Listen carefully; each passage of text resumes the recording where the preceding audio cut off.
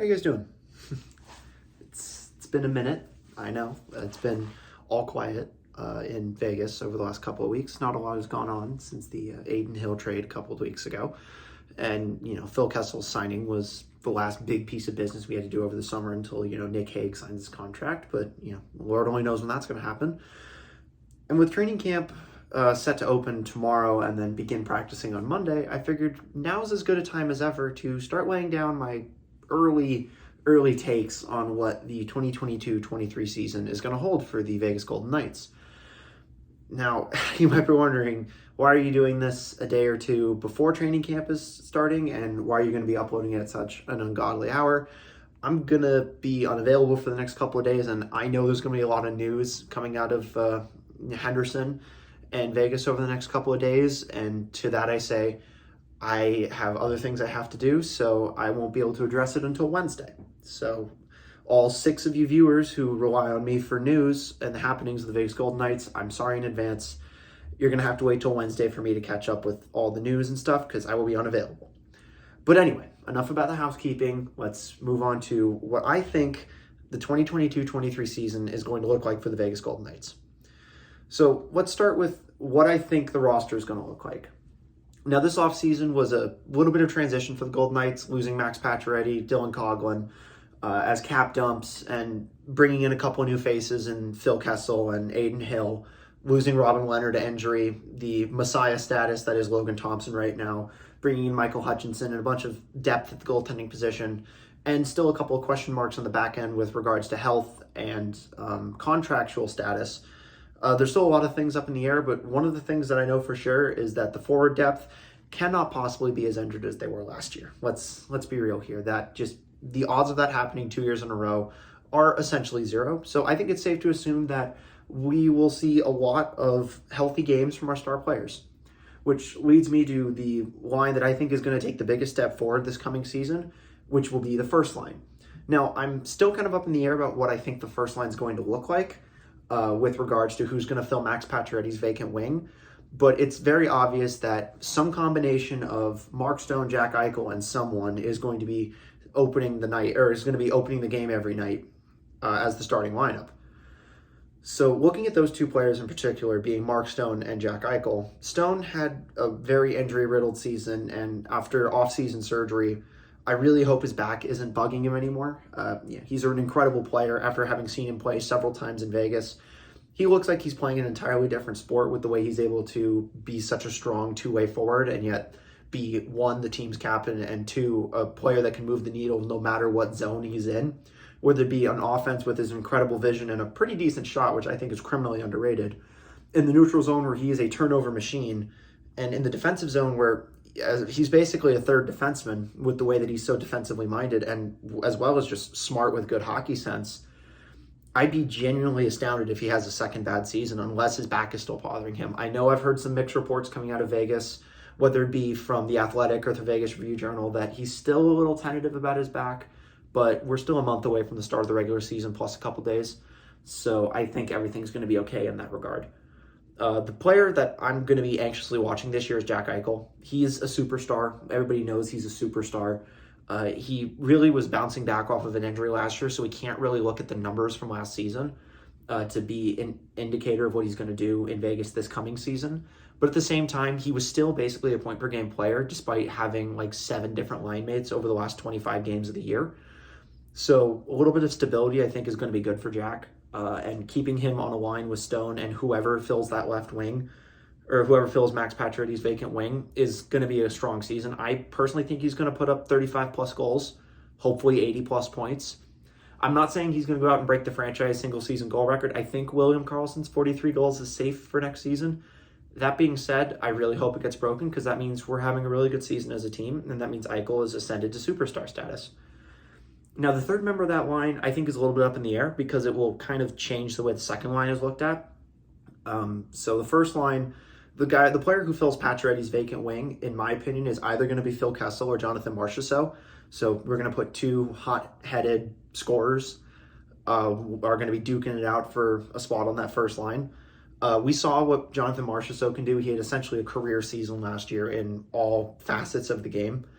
And so it wouldn't surprise me if he earns the nod to go up onto the first line with Eichel and Stone.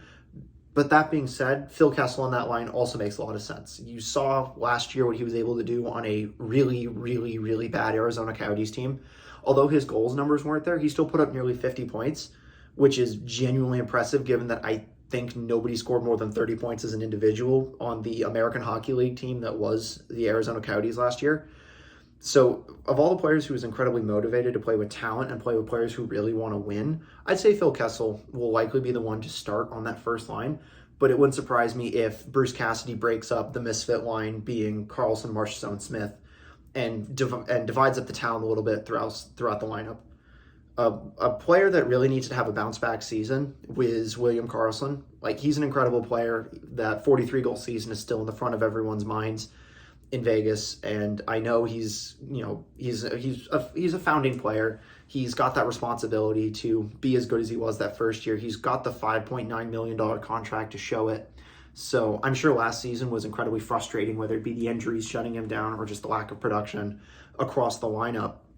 There's room for him to improve, and I genuinely think he's going to improve. And if he doesn't, we may be saying goodbye to the Hair and William Carlson at the trade deadline, because, that's the way the Golden Knights are sometimes, and that's just the business of hockey. A player that's going to need to live up to his re-signing is going to be Riley Smith. The $5 million contract he signed is a good deal for the Golden Knights, and it's a good deal for Riley Smith. But he's going to have another incredibly strong season this year to make that figure worth it for the team and for the individual. And plus, him and William Carlson put together incredible defensive numbers. They're the second best penalty killing set of forwards in the entire league, and that's the same league with incredibly defensively minded players such as, the perfection lineup in Boston and whatever the heck the Tampa Bay Lightning do to kill penalties, because clearly it's not their defensemen. The third line is where things start to get a little bit more interesting, because that's where the question marks come in. With regards to the third line, Nick Waugh is obviously going to hold down that third line. And Chandler Stevenson, I assume, is going to get bumped down to fill that third line center role. Assuming he doesn't rotate with Eichel on the first line, or what kind of tomfoolery Bruce Cassidy does with the lineup. It's way too early to tell. These are my very preseason takes before training camp, so obviously I'm going to get most of them wrong. But it's something to look at. You can only really look at what happened last season, and Waugh and Stevenson on that third line is probably the way to go. The third player on that third line is still kind of up in the air as well. It's reasonable to assume that it could be William Carrier with Keegan Colasar and Brett Howden on that fourth line. But it's that 12th forward that leaves me a little bit of questions, because obviously with Nolan Patrick being out indefinitely with concussion symptoms, I'm not entirely sure who's going to step in. Would it surprise me if a player like Jake Leschyshyn, Paul Cotter, or Jonas Rondbjerg comes in and fills that spot? No, they were serviceable NHL players last season, and they've got a lot of talent. But that being said, the Golden Knights have two incredibly exciting forwards in the persons of Brendan Brisson and Ivan Morozov. It wouldn't surprise me if either of those individuals are going to be challenging Cotter, Leschyshyn, and Rondbjerg out of camp to make the opening night roster as the 12th forward. And if there's a single injury over the course of the season, I would be astounded if Brisson doesn't make his way into at least 10 games next year. So the offense seems pretty set. The depth is there. There's the opportunity for the young players to make their way into the lineup on merit. And that's generally pretty exciting from a forward perspective. On the back end on the defense, it's kind of the same old, same old. You've got, incredibly consistent players, and Alex Pietrangelo and Alec Martinez. They're exactly what you're getting with them. I really hope Alex Pietrangelo is able to pick up where he left off 2 seasons ago and really become that elite player that he was as a captain of the St. Louis Blues, which I genuinely think is going to happen. Last season was odd for everybody, and the team wasn't really able to find its stride except for a little bit in December and January. So I think this season's going to look a little bit more normal for the Golden Knights, especially on the back end, which is exciting as a whole. The second pairing, or a couple of other players to talk about, because I'm not sure what Cassidy's going to do with the pairings. A good pairing to look at would be Braden McNabb and Shea Theodore. They've been with the Golden Knights forever and a day, and there's a lot to look at there with regards to what talent they have and how good they have been, and whether Shea Theodore can transcend the game as a whole. like he was as a younger player, and whether he can maybe be like the likes of Cale Makar or Miro Heiskanen. The question marks come in with the third, what I would call the third tier of defensemen on our team. Not necessarily the third pair, but middle tier. For example, thinking about what Zach Whitecloud brings to the table. He's a really good defenseman, and when he's healthy, he's a game changer, and he's just going to keep getting better. My question is, who's going to fill that last spot? I feel like I'm missing someone, but I just don't know who's in that last spot with the defenseman number 6. There's obviously a lot of people who can fill that spot. I think Daniil Miramanov is a good candidate. He looked really good in Henderson at the end of last season. Caden Korzak is a pretty decent candidate, talked about out of rookie camp, and we'll see what the defensive pairings look like at the end of training camp. But in general, it's just the back end is going to be solid. I'm not sure if the defense is going to be able to hold the goaltending to a Jennings trophy like they did 2 years ago. But that being said, the consistency in the pairings on the back end, I doubt Martinez is going to miss the whole season with a skate cut to his face. I doubt Theodore is going to be as tentative as he was last year. I doubt Whitecloud's going to miss half the season. And the question really coming with the defenseman is what's going to happen with Nick Hague. Like, we're standing here 48 hours prior to the first practice of training camp, and he doesn't have a contract. Now, there are two theories about that, one of which I believe and one of which I'm a little bit more skeptical of. I'm really skeptical of the fact that him and his agent and the Golden Knights haven't been talking since July, which has been reported in the last 48 hours. What I think is happening is that they can't really talk about a contract until they're able to sign a contract, and I've become really versed in NHL salary cap rules as a member of the Golden Knights fandom, since we love to get right up to the cap and then some. And what I've gathered is that we can't really sign anything because we have to keep Shea Weber's $7 million or so and Robin Lehner's $5 million or so on the books until the start of training camp, when they can be transferred onto LTIR. You can't go a certain amount over the cap and still sign contracts, so it wouldn't surprise me if that's why we're waiting to decide what to do with that. We've got like $2.3 something million to spend right now to be cap compliant for next season, with Lehner being out and Weber being a dead contract for all intents and purposes. So I'm sure we'll find out in the next 2 or 3 days what's going to happen with Nick Hague and whether or not we're actually going to have to go into the American Hockey League to look for his replacement if he's holding out for a better deal. So that's really the only question mark in the defensive core, is what's the status of Nick Hague to start the season in October. Now, the real question going into the year is, what's goaltending going to look like? I remember I was in the building for Logan Thompson's first ever start last year in January against the Nashville Predators. Sure, he took the loss. I think it was 3-2. But he looked really, really solid in there, and then we all got really familiar with Logan Thompson and the things that he's able to do over the course of the end of the regular season.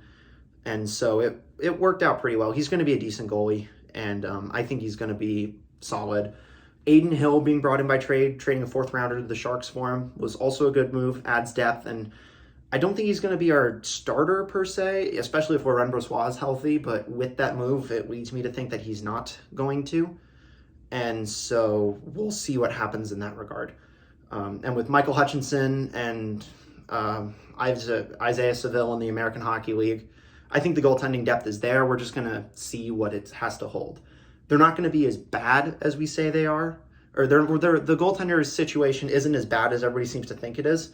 I think it's just the fact that we don't have Robin Lehner and the fact that this situation is inevitably linked to Marc-Andre Fleury. It's just one of those things that we're going to have to deal with for this season and try and make the best of. Now, time for a couple of bold predictions. First bold prediction: Phil Kessel will score 30 goals and about 70 points. I know he would never do that in Arizona, but I think he's going to do that here. Bold prediction number 2: Logan Thompson will record 40 wins. I know, another bold one, assuming he gets into 60 games. That's another one. Third prediction: the Pacific Division will occupy 5 spots in the Western Conference playoff picture, and the Golden Knights will need to score 108 points at minimum to win the Pacific Division. Because despite all their issues that's being reported in the media, I still have them winning the Pacific. And to that effect, I have a feeling they're going to wind up playing either the Calgary Flames or the LA Kings in the first round, which would be an incredible series, especially if it's the Kings, a throwback to the first ever playoff series for the Golden Knights 5 years ago, which is still stitched into my head as one of the best series I've ever seen. So we've got that going for it.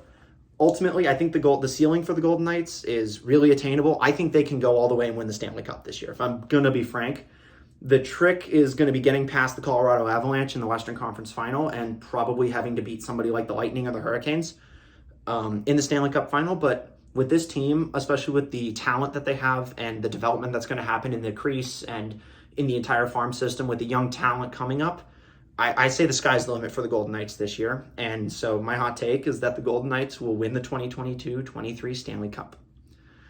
That being said, I'm sure half these predictions are going to be wrong. I genuinely think I'm going to get all the line combinations wrong. And with that being said, who's to say Nick Waugh doesn't score 45 goals next year and William Carlson gets traded before the season starts? Who knows? It's a mystery. We'll all find out together. And if you watch along with me, you'll get to see how wrong I am in real time. And I'll be the first to admit it because I love to admit I'm wrong. That being said, thanks for watching. I'll catch you guys in the next one. If you like the videos, be sure to like, subscribe, tell your friends about it, especially if you're a Golden Knights fan or if you really hate the Golden Knights, because my optimism is both great and terrible at the same time, depending on which side of the fence you're on. So thanks for watching, and I'll catch you guys in the next one.